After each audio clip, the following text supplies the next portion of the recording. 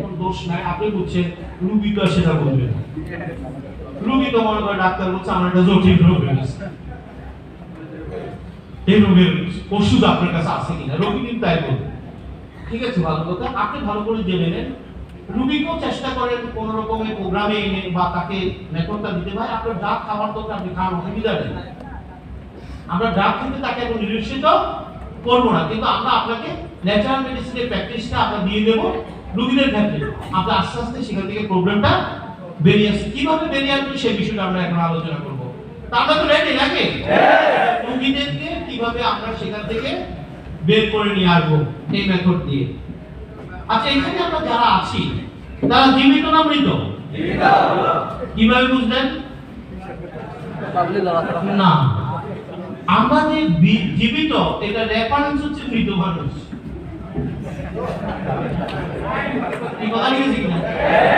আমি মৃত মানুষ দেখে তো ভাবছি আমি জীবিত।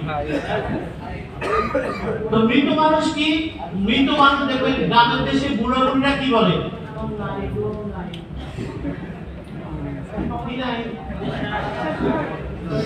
গ্রামের দেশে বুড়া বুড়িরা মৃত্যু নিশ্চিত করে কিভাবে?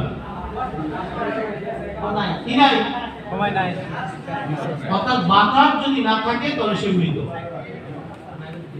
একজন সুস্থ সবল মানুষ আমরা যারা এখানে আছি প্রতি মিনিটে 18 থেকে 20 বার শ্বাস গ্রহণের মাধ্যমে 11,000 লিটার বাতাস গ্রহণ করি। কত লিটার? তেল গ্যাসের মধ্যে কিনতে হইতো, খাবার আছে ফ্রি, লক্ষ্য করেন ফ্রি খেয়ে ফেলছি। তাহলে এই 11,000 লিটার বাতাস আমি দিচ্ছি। বাতাসে অক্সিজেন ছিল, হাইড্রোজেন ছিল, নাইট্রোজেন ছিল, অনেক কিছু ছিল, রাইট? কিন্তু আপনার বডি সিস্টেম ওই মিক্সড বাতাস থেকে শুধুমাত্র অক্সিজেনটা ধরে রেখেছে। জোরে একটা হাত তালি দেন। সিস্টেমটা কি?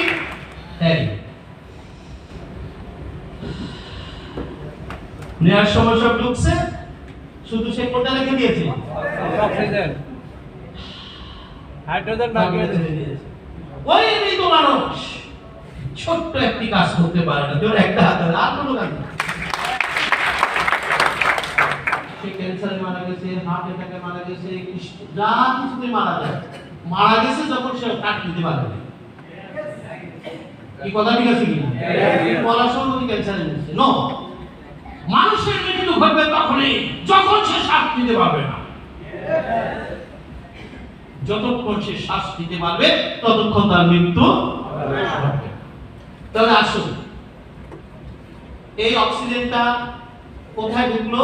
লাংস সেলে। কোথায়? আমাদের বডিটা কি সেল? সব কি সেল দিয়ে তৈরি না? প্রত্যেকটা সেলের আলাদা আলাদা কাজ আছে। প্রত্যেকটা সেলের কাজ হোল বডি শেয়ার করে। তোমার যদি শুনবেন, ট্রিটমেন্ট কিন্তু শুরু হয়ে গেছে। প্রত্যেকটা সেলের কাজ হোল বডি কি করে? শেয়ার করে। একটি সেল যদি ওয়ার্ক না করে এর এফেক্টটা কোথায় পড়বে? হোল বডিতে গিয়ে পড়বে।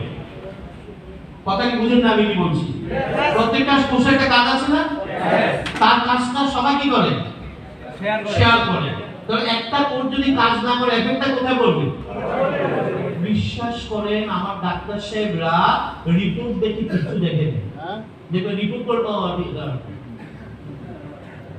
কেন? আর তিনি রিপোর্টে যে সমস্যাটা দেখছেন এই সমস্যার উৎপত্তি কোথায় এটি কিন্তু বের করা সম্ভব নয়। জোরে আপনার চাই বের করা সম্ভব।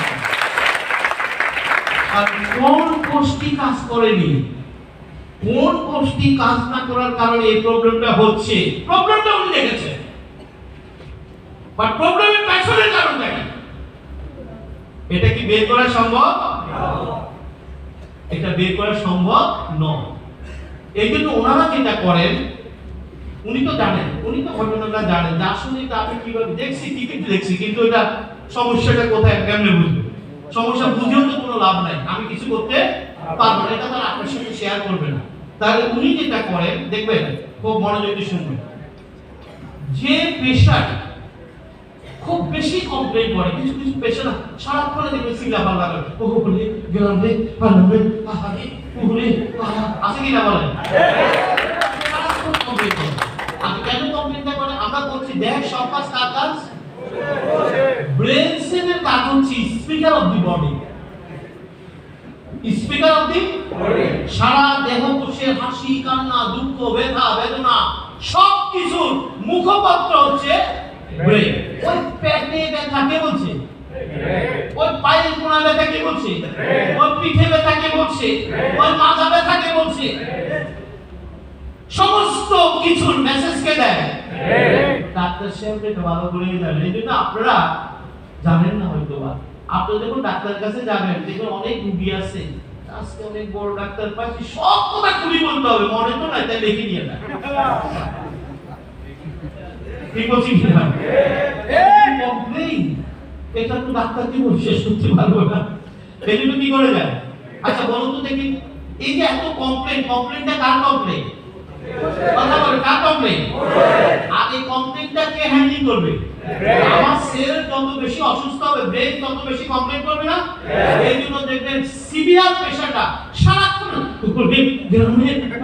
মানে কি এত বেশি অসুস্থ যে ব্রেন সেল সে তার কমান্ডগুলো নিয়ে পারতেছে না, এই জন্য রোগী লাফালাফি করে। বুঝেন নাই? এত বেশি অসুস্থ যে এই অসুস্থ ব্রেন কি করবে? সে তো দিবে, নিয়ে তো বলবে। এত বেশি অসুস্থ সে ব্রেন নিয়ে কুলাইতে পারতেছে না, এই জন্য সে সারাক্ষণ লাফালাফি করে। তা আপনি এই রোগীকে ঘরে রাখতে পারবেন না, হাসপাতালে নেবেন, ডাক্তারের কাছে নেবেন, তো ডাক্তার সাহেব তো জানেন এই রোগীকে কি করতে হবে। আর উনি তো জানেন প্রবলেমটা কার? কোষে। তো উনি জানেন আমি তো কিছু করতে পারবো না, উনি কিন্তু একটা কিছু করেন। ওই মুহূর্তে ওনার কাছে একটা ড্রাগ আছে, ড্রাগটা মেডিসিন। ওনার কাছে একটা ড্রাগ আছে, এই ড্রাগটাকে বলা ব্যথা নিবারক, পেইন কিলার মেডিসিন।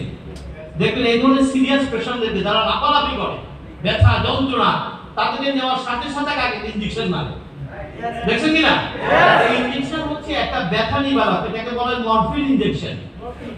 এই মরফিন ইনজেকশনটা 2-3 মিনিটের মধ্যে ব্রেনের সাথে হোল বডি যোগাযোগ বিচ্ছিন্ন করে দেয়।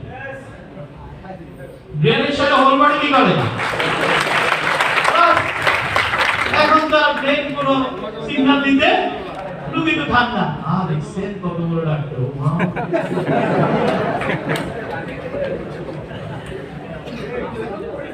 বুঝেন নাই? ওই মুহূর্তে দরকার ছিল, আমরা ওদের জীবন করে নাই।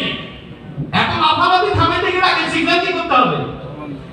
সিগন্যাল বন্ধ করতে হবে, লাফালাফি থামানো যাবে না। তাতে কি তার লাফালাফি থামছে? তাহলে এটা সর্বোচ্চ কতদিন চলতে পারে ভাই? সাথে সাথে ব্যাক টু নেচার। জোরে একটা হাত দিয়ে ব্যাক টু নেচার। কারণ আপনি যখন নেচারে ব্যাক করবেন তখন আপনার সেলগুলো ডেভেলপ করবে এবং ধীরে ধীরে আপনার প্রবলেম সলভ হয়ে যাবে, তখন কিন্তু আর আপনার ইনজেকশন দিতে প্রয়োজন হবে না। আর আপনি যদি এটা না ইনজেকশন দিতে ভালো লাগে, আমি এমনও দেখেছি এটা দিলে কিন্তু ভালো লাগে, যদি বাজারে না পাওয়া যায় এখন কিনে রাখি। ঠিক বলছি কিনা বলুন? একটা আন্দোলন করা যাবে তো নাকি ন্যাচারাল মেডিসিন নিয়ে? মানুষ কিন্তু মারাত্মক বিপদে আছে, খেয়াল রাখতে হবে। আমি দেখেছি ভালো যদি না পাওয়া যায় অত কোনো দরকার ছিল না, সেটা ন্যাচারাল মেডিসিন খাওয়া শুরু করতে তারই প্রবলেম চলে যেতে হবে। কারণ ওটা খাওয়ার পর ব্রেন সিগন্যাল অফ হয়ে যায়, এসে মজা না। এখানে তো অনেকে এরকম আছেন নাকি? আছেন না? আছেন নাকি এরকম কেউ? আজকে থেকে মেডিসিনের প্র্যাকটিস শুরু করেন, দেখবেন আস্তে আস্তে প্রবলেম আমরা সেই কৌশল শিখিয়ে দেবো। তারা আসুন, এই অক্সিজেনটা ধরে রাখতে লাংসে বের রাখলো। আসুন, লাংসের অক্সিজেনটাকে নিয়ে কি করে? সে কি করবে? আমাদের সারা শরীরে রক্ত জালিকা দিয়ে বেষ্টিত। এই রক্ত নালীর উৎপত্তি হার্ট থেকে উঠে এটা সারা শরীরে জালের মতো বিস্তৃত হয়ে আবার সেটি হার্টে ফিরে এসেছে। পুরো রক্ত নালীকে যদি লম্বা করা হয়, এটির দৈর্ঘ্য হবে প্রায় 1.5 লক্ষ কিলোমিটার। আপনার বডিতে 1.5 লক্ষ কিলোমিটার রক্তনালী লাইন, এটা চোখের শেষ প্রান্ত, পায়ের শেষ প্রান্ত, ব্রেনের শেষ প্রান্ত হয়ে আবার হার্টে ফিরে এসেছে। তাহলে এই রক্তনালী লাইন কি আমার লাংসের উপর দিয়ে গিয়েছে না? গিয়েছে কিনা বলেন? এই লাংসের কি করেছে জানেন? ওই অক্সিজেনটা ধরে সাথে সাথে তার নিকটবর্তী রক্তনালীকে পাস করে দিচ্ছে। এই হাততালি দেন না, বুঝেন না? সৃষ্টিকর্তা কি কৌশল, বিশ্বাস করুন এখানে ডাক্তারি কোনো কাজ নেই। আপনার সিস্টেমটা যদি ব্রেকডাউন করে তাহলে আপনি অসুস্থ, আপনি আবার সুস্থ হবেন যদি আপনার সিস্টেমটা আবার পুনর্বহাল হয়। এর মধ্যে ডাক্তার, আইসিইউ, ভেন্টিলেশন, ড্রাগ শুধু আপনাকে হেল্প করবে, কিন্তু দায়িত্বটা আপনার বডিকে নিতে হবে। জোরে একটা হাততালি।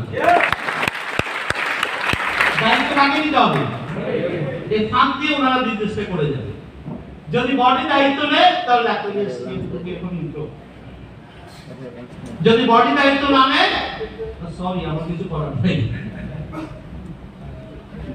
তবে দেখেন না সব কিছু তো আমরা বডি করতেছি। তাহলে আসেন সেই কৌশলটা আমরা একটু পরে বর্ণনা করব। তাহলে আমরা